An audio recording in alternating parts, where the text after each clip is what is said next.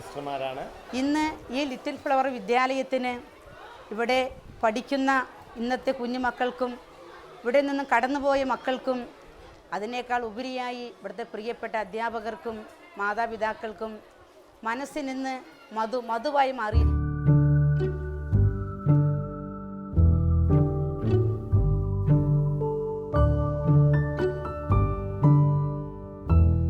അമ്മയുടെ വിരൽത്തുമ്പ് പിടിച്ച് പടി കടന്നു വരുന്ന കുട്ടിയെ ക്ലാസ്സിലേക്ക് ആക്കി അമ്മ പോകുമ്പോൾ അമ്മയുടെ വിചാരം ഇവൻ ഒരു വികൃതിയുമില്ല, ഇവൻ നല്ല മിടുക്കനാണ്, പഠിക്കൽ മാത്രം പാട്ട് പാടലും മാത്രമാണ് ഇവൻ്റെ പ്രധാനപ്പെട്ട ഹോബി എന്ന് വിചാരിച്ചാണ് അമ്മ പോവുക. പക്ഷേ അമ്മ പോയി കഴിയുമ്പോഴാണ് അവൻ്റെ പ്രധാനപ്പെട്ട ഹോബി വരുന്നത്. ഈ തൂണുകളിലൊക്കെ പിടിച്ചു കയറിയും മരക്കൊമ്പിൽ കുരങ്ങുകളെ പോലെ ഊഞ്ഞാലാടിയും മറ്റ് കുട്ടികളോട് കെട്ടിമറിഞ്ഞ് ഉരുണ്ടു മറിഞ്ഞും പറമ്പിലുള്ള പുൽത്തകടിയിലെല്ലാം ഉരുണ്ടു മറിഞ്ഞും എല്ലാം കളിച്ച് അവൻ്റെ വികൃതി ഞങ്ങളാണ് കൂടുതലായി കണ്ടിട്ടുള്ളത്.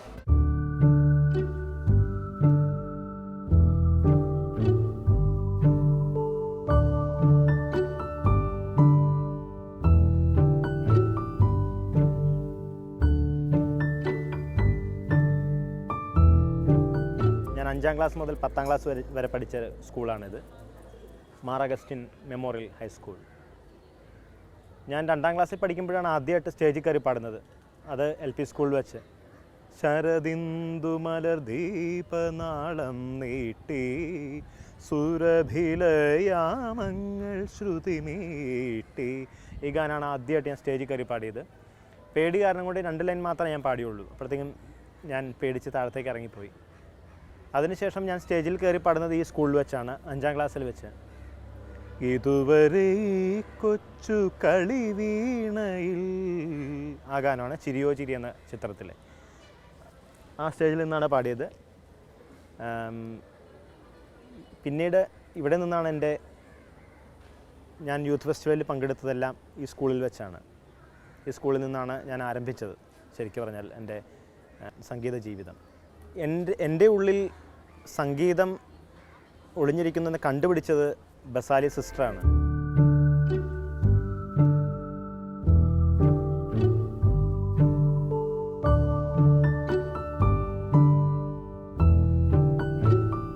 ആ സിസ്റ്ററാണ് എന്നെ ആദ്യം ഈ സംഗീതത്തിലേക്ക് കൈപിടിച്ച് എന്നെ ആനയിച്ചത്. ആ സിസ്റ്ററാണ്.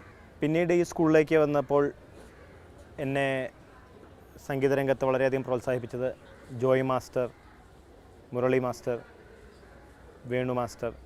അങ്ങനെ ഞാനാവാൻ കാരണമായത് ഈ സ്കൂളുകളാണ്.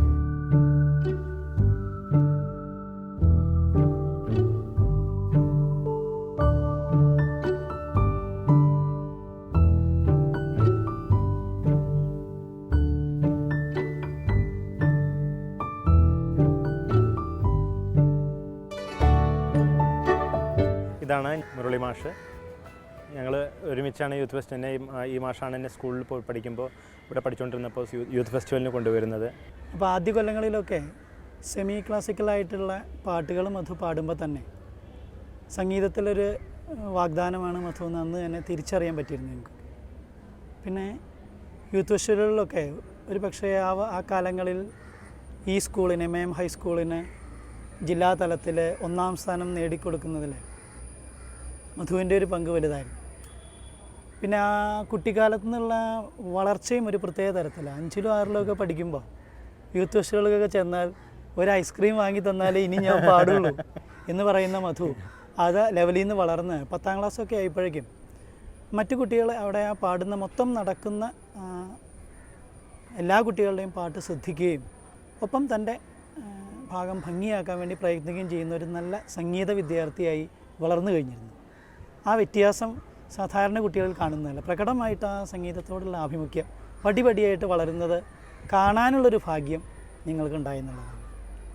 പിന്നീട് മധുവിന് പ്രശസ്തിയൊക്കെ ഇപ്പോഴത്തെ നിലവിലുള്ള പ്രശസ്തിയൊക്കെ എത്തുമ്പോഴും അല്ലെങ്കിൽ എത്തിയപ്പോഴും ഒക്കെ ഞങ്ങൾക്ക് അറിയാമായിരുന്നു. ഇത് പ്രതീക്ഷിച്ചതാണ്.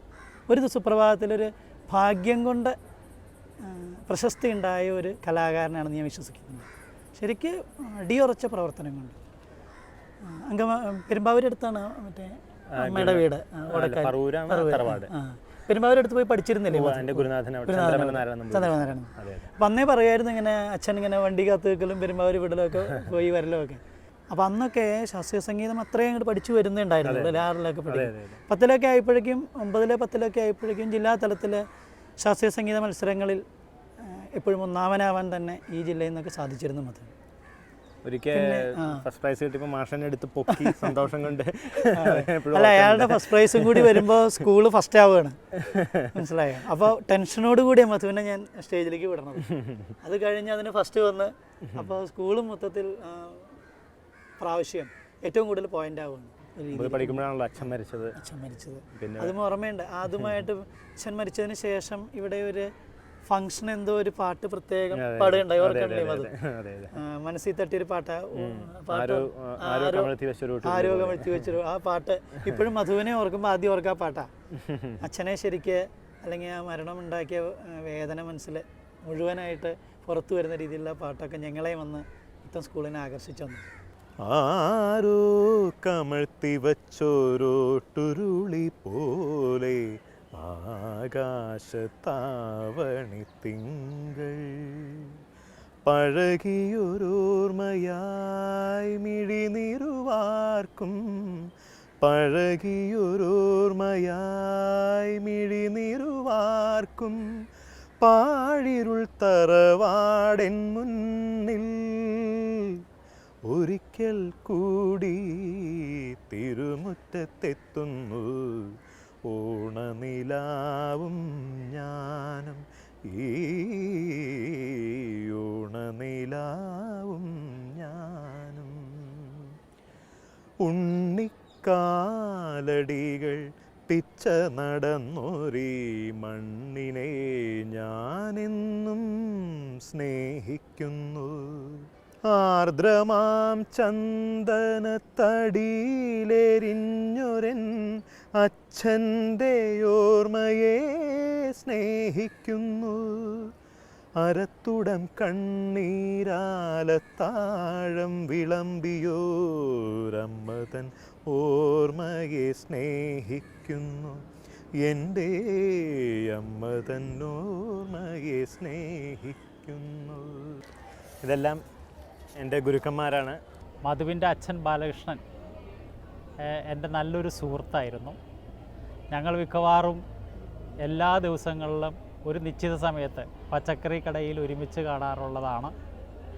കാണുമ്പോഴെല്ലാം മധുവിനെ പറ്റി സംസാരിക്കുകയും മധുവിൻ്റെ അച്ഛൻ്റെ അവസാന കാലങ്ങളിൽ മധുവിനെ പറ്റി വളരെ ആശങ്കാപൂർവ്വം സംസാരിക്കുകയും ചെയ്തിട്ടുണ്ട്. കാരണം രോഗിയാണ് എന്ന് അച്ഛന് ബോധ്യമുള്ളതുകൊണ്ട്.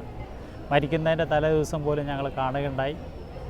മധുവിനെ പറ്റി പറയുകയാണെങ്കിൽ പഠിക്കാൻ അല്പം പിന്നാക്കവും പാടാൻ എന്നും മുന്നിലും ആയിട്ടുള്ളൊരു കുട്ടിയായിരുന്നു.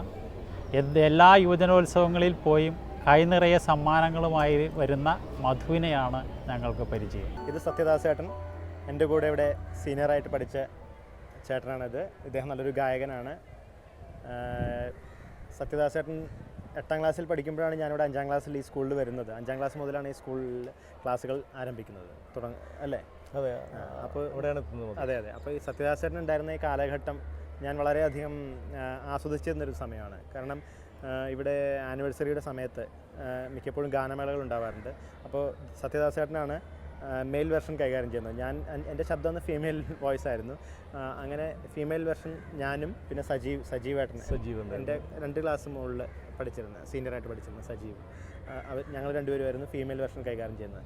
അപ്പോൾ ദാസേട്ടൻ്റെ വസന്തഗീതങ്ങളിലെ കായൽ കന്നിയോളങ്ങൾ കൊണ്ടേതോ താളം പിടിക്കും കായൽ, ആ പാട്ടിലെ മെയിൽ വെർഷൻ സത്യദാസേട്ടനും പിന്നെ ചിത്രയേച്ചി പാടിയ ഭാഗം ഞാനുമാണ് പാടിക്കൊണ്ടിരുന്നത്.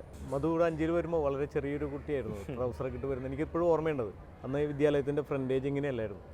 അപ്പോൾ അങ്ങനെ മധു ചെറിയൊരു കുട്ടി ട്രൗസറൊക്കെ ഇട്ട് വരുന്നത് അന്ന് എനിക്ക് ഓർമ്മയുണ്ട്. ബാലകൃഷ്ണേട്ടൻ മധുവിൻ്റെ അച്ഛൻ കൊണ്ടുവരുന്ന ഒരു രംഗം, കാരണം എനിക്ക് അദ്ദേഹത്തെ അറിയാം. അങ്ങനെ വരുന്നിട്ടുള്ള ആ മധു ഇന്ന് ഈ സ്റ്റേജിൽ എത്തി നിൽക്കുന്നത്. അപ്പോൾ അങ്ങനെ അന്നത്തെ ആ പാട്ടുകൾ എനിക്ക് ഇന്നും ഓർമ്മയുണ്ട്. ഞാനത് പാടിക്കൊടുക്കുമ്പോൾ മധു, അന്ന് ഞങ്ങൾക്കൊരു മാഷുണ്ടായിരുന്നു, ഒരു പൗലോസ് മാഷ്, അദ്ദേഹമാണ് അതിനെ ഞങ്ങൾ ചിട്ടപ്പെടുത്തി പാട്ടൊക്കെ പറഞ്ഞു തരും. അപ്പോൾ അന്നത് പറഞ്ഞു തരുമ്പോൾ മധു വളരെ ചിട്ടയോടുകൂടി അത് ഏറ്റുപാടാൻ, ചിത്രമ്മയുടെ ഭാഗം അത് ഏറ്റുപാടാനും അങ്ങനെ ഏറ്റുപാടി ഞങ്ങൾ വളരെയേറെ സ്റ്റേജുകളിൽ ഞങ്ങൾ കൈകാര്യം ചെയ്തിട്ടുണ്ട്. അങ്ങനെ വളരെയേറെ നല്ല നല്ല ഓർമ്മകൾ എനിക്ക് ഈ മധുവും ഈ വിദ്യാലയമായിട്ട്